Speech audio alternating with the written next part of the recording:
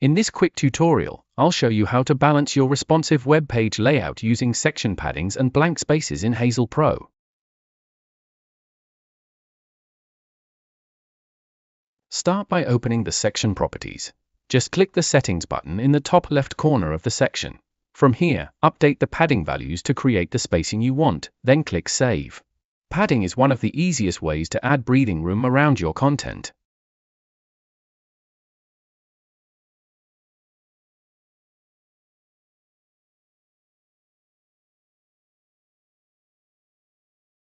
Next, switch to Preview to see how your updated spacing looks once the page is published.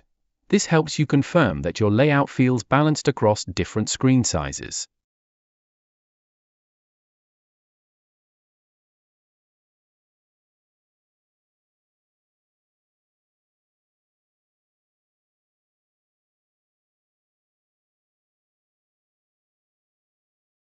If you need extra spacing between objects inside a section, click the plus button and choose blank space. This gives you precise control over vertical spacing, especially in responsive designs where elements shift based on screen width. And that's how you balance a responsive web page layout using section paddings and blank spaces. Thanks for watching, and check out the other tutorials on this channel for more web design tips.